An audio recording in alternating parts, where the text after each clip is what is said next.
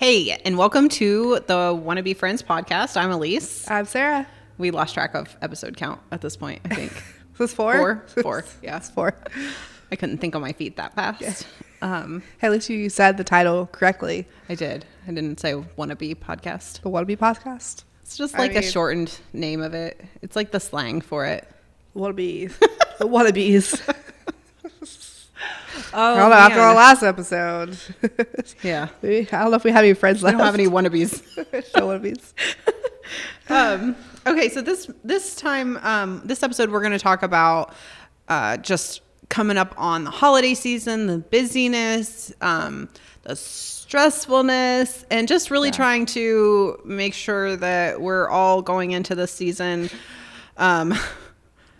I don't know, peaceful. Just thinking about encourage you in this season and encourage. That's a good word. We're just going to encourage you in this season that can, for some people, be really hard. For other people, be really joyful. But for everyone, probably just overwhelming. Yeah. And for at least moms or just anyone really in general who has to be around family for holidays, it could be a lot and stuff. So I don't know. We just kind of want to chat. Just get into October. It really is kind of the catalyst for all of the craziness, because I feel like once we get through Halloween and all the fall festivities, it's I got prepared for Thanksgiving and all the it's just all boom all the school stuff it's just, and then it's right after that, just a couple weeks later, it's all the Christmas stuff. So the season tends to move really fast. I feel like so fast, and I don't know. I feel like even as a mom, I haven't quite enjoyed the last however many years. Because it just happens so fast. So you're still trying to do normal life, but let's add 100 holidays onto it, and then all the extra activities that come with those holidays. Right. And it's school activities. Best of luck to you. Right. Church activities. You have sports. You have all these. And then everyone wants to do Friendsgivings and then all these great fun things. Everyone wants to do bake days for Christmas baking. And so it just adds up. And it's you look at your calendar. I don't know if you looked at yours, but every single weekend feels like it's just filled up so fast. And I'm wait, come back. Come back. Check. Back. Come back. It's wait a second. I don't know. Part of me wants to be selfish and I want to celebrate with my kids. I don't want to have to bust my kids around to all 20 of these things that we have to do, Yeah. See, I get that sometimes, but then when the time comes, I'm always I want to let the kids do that, or I want to let the kids do that, or I don't want to miss that for them. Yeah. Because I know how excited they get about all these other things. I'm not as excited as all the other fun stuff. Right. Or if they sat home with us and I'm we'll do this. Then yes, we will do that. But it was probably rushed because 100 things happened before it actually got to be something that we could do. Right. So it's a very overwhelming time of the year, and we feel that. We enjoy it, but we feel it. And then there are other people who are coming up on this time of the year being a very hard time because they're missing loved ones, or maybe they're lonely, or just all different things that or the end of the year kind of wraps up the year for you. You kind of look back well, this year wasn't really what I expected it to be, or what should have happened this year didn't happen, or a lot of reflection feelings, and sometimes that comes with a lot of discouragement and maybe dissatisfaction. So did stick with that workout plan. Or I gave up on Bible recap halfway through the year. Let's not even talk about the Bible recap, okay? I'm 40 days behind ish. 40 anyway. We're not gonna go there. Anyway, so it is a time, and other people might be coming to the end of the year and they're oh, I accomplished all of these goals. I'm so excited. Yeah. So we also don't want to not acknowledge that too. Congratulations that you stuck with We're so happy for you. Those things. Good for you. High really. Five. You can't see my face right now, but it's smiling nicely. No, we want to acknowledge the good and the hard and just the messy middle, everything in between. That holidays could be I don't know. I think we don't really think about it until it's here. So then it's like, I think so we just kind of wanted to jump ahead. Yeah. Like, hey, friends, like holidays are getting ready to come up. It's okay. Brace to say, yourselves. It's okay to say no to some things. It's okay if you take some time for just your family. It's okay if you make some boundaries, whether it's with friends or family. Yeah. Sometimes it means saying no to doing all those special things so that you say yes to the right things. Or maybe it is saying yes and joining a life group And or not saying no. not saying no, which is more like me. There are some people who just automatically say no. So yeah. Maybe you need to There's say a balance yes. to both sides, Right. I feel like. So no matter where you kind of find yourself this season, just know that like God knows our calendar, right? Like God knows like how our whole world revolves around. Like, so it's not a surprise to him every year that the holidays like show up like this, where it's just like one thing after another. He's not shocked by it. So neither should we. Right.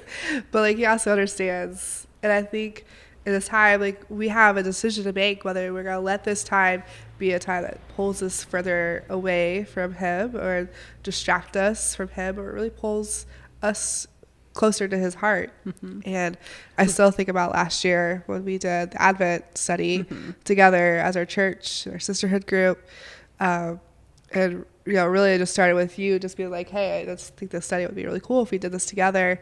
But how cool was it that every single day we got to watch a video from one of our women at church, and it was just like a little brief. It was so intentional. Yeah. Like it was such a way for our church sisterhood to be so intentional about being a community. Yeah. But also like focusing on the Lord, because a lot of the women from our church probably hadn't done an Advent study before. Yeah. I mean, some of them, I'm sure some of them had, but like it was such a new thing. And it was something that was very much able to, I think set the tone for the season. And it made it, to me, a different type of season than it normally was. Was it rushed? Was it crazy? Yes. But can I look back and feel like peaceful when I think about it? Yes, because I was making sure that I was intentionally spending that time. And I got to do it not just alone like I do normally, but with my sisterhood. Right. And so like if we, even in the busyness, if you can try to find time to somehow be with the Lord, spend time with the Lord, whether it's a podcast that encourages you with scripture, or it's doing a life group or something that you wouldn't normally do, or whatever, like being intentional about that and trying to make that happen and prioritize your time with the Lord during this busy season, it will set such a different tone for the season, I think. Yeah, exactly what you said. It just sets a different tone. Like last year was so crazy. It was so busy. Still, we're all over the place. We live kind of far away from a lot of our families, so it's just a lot of driving and see people and stuff. But like, what I remember most last year was just in the evenings, grab a cup of chai, a chai latte with the Christmas lights, and go through my book, and then like watching the video each day, and like that just, I don't know, it made it feel like Christmas to me. Like it felt right because it was centered around Jesus for once, and like it wasn't like, oh, I gotta pay for this. We're trying to figure out how we're gonna pay for Christmas presents. We're trying to figure out how we're gonna make all these cookies for this, Christmas play. We're gonna, like all this stuff that I had to do. Like, but for a few minutes each day, like it was centered around Jesus. We intentionally pressed pause on these other things that we very easily could have filled up all of that time with. For sure. And we had that time. It's shocker. Those things still got done. Like they did, didn't they? Or if they didn't, we don't even remember it now. Wow. So we dropped the ball. It's fine. Must not have been that important. But yeah, I feel like that's probably like my biggest like encouragement or tip that I could give anyone getting ready to walk into this season. It's just like find that one like anchor point for your holiday season. And like we loved doing an Advent study together. So maybe it's grabbing a couple friends or grab in a group from your church, Yeah. whatever church you're from. Or even like, so we did the She Reads Truth Advent study, which I do every year and I absolutely love it. But they do have like, I don't know if it's a nationwide community or a global community, but they do have a community where they have,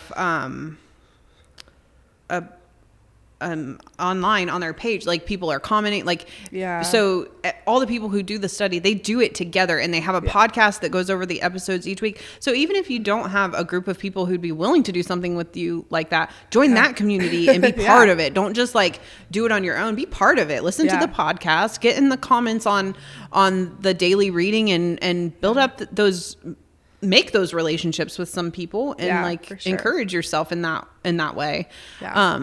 No, I do truly think that like it primed our hearts for going into the new year, and it changed the whole season. Yeah, like it really did. It really did set it on Jesus, what it's meant to be about. And even though that wasn't the only thing that we did that whole season, it really was like such a center point, I think, like that I can look back and that is what I remember about what brings you back to that year and just the overall tone for it and stuff. So it was really great. And I think also something else that really helped was just like setting boundaries and stuff, like just knowing like what you're capable of and what you're capable what you're like okay with. And and sometimes like you just gotta ask God, like, because I know like even with family it's so hard, like you're so enmeshed with family stuff, but to say like, you know what, this no longer serves my family, this no longer is healthy, like it's okay to say no to some traditions. The world will not end if you say no to a tradition. It's just an opportunity to make new traditions and start something new and stuff. So like it's I feel like for a lot of people, like that's hard, like to walk away from something that you've done ever since you were a kid, or was so special to like a patriarch of your family or whatever. But if something becomes harmful to you during that season, or being around certain people is anxiety inducing or whatever, then like it is okay to set up those boundaries. And, you know, if this person is okay until they start drinking, then go. But as soon as they start drinking, hit the road. Like there are so many factors like that come into play around like family Christmases and get-togethers and stuff. But like you are allowed to say no or set boundaries, like you said. Like, and I think because like that's what I think is so interesting about our generation, like our kids' generation, is like we're learning like it's okay to set boundaries, whereas like as kids, like we had no, like you just put up with things because you had to, like, or you put up with it because you're family, you put up with it because you've done it forever, like like, no, that's not, just because it's always been done doesn't mean it should have always been done. Continue to be done. So it just that, you know, hopefully that's encouraging, or maybe you're just walking through a season of grief, or you know, this year didn't turn out the way that you thought it would, or something tragic happened in your life and rerouted the course of your life, you know, whatever that is, like just seek God wholeheartedly in this season. And we know like grief comes in waves. Like it's we were just with family the other day, and like, you know, it's going on 2.5 years since we've lost someone that was really important to us. And I feel like we've gotten into like a good groove. Like we're all hanging out together and stuff. But like, I don't know, like that holiday was hard. Like we all, like, I think cried at some point while we were there. We're just like, what the heck? Like it's Labor Day weekend. It's not like it was like Christmas. It wasn't a big holiday. It was just this random one. It was like random, like we're all hanging out and we're all crying on the porch and stuff. But like, that's okay to have those moments. Like maybe you just need to show up and cry on the porch. Like it's okay. Yeah. And maybe somebody else needs you to emote that, like to have those emotions because they're feeling it too and trying to hide it. And maybe that's like a bonding experience or a way to help somebody that you love and care about too by showing that emotion. Like those things are okay. Grief doesn't just end. It's not just gone just because of time.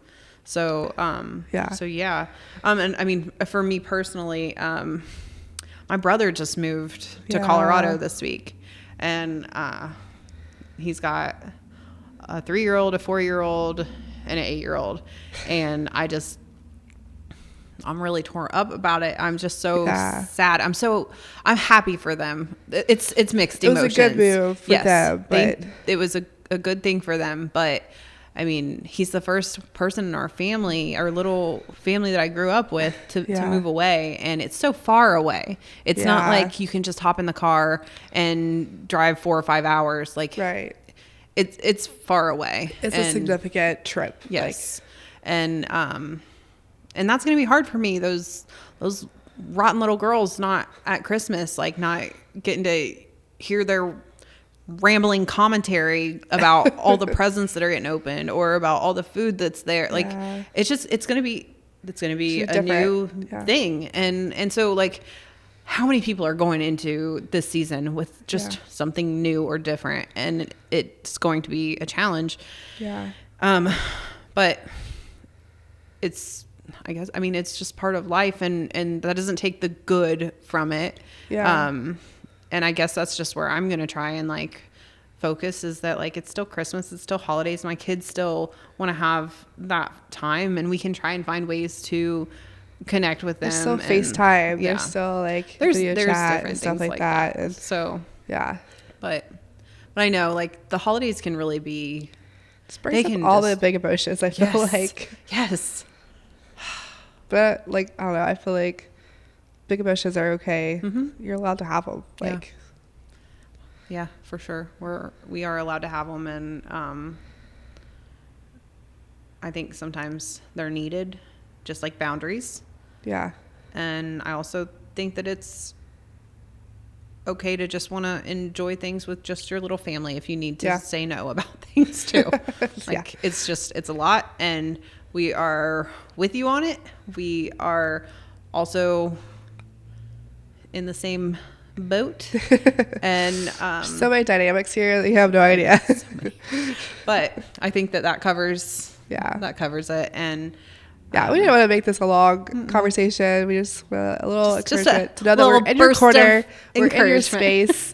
Like, we understand. And if you ever need someone to talk to, reach out to, like, we love to just be like, hey, we're right there with you. We don't have all the answers, but we serve the one who does. So good. That was a good wrap up. Thank you. All right, well, we will see you next episode. Yeah, we'll see ya. Bye.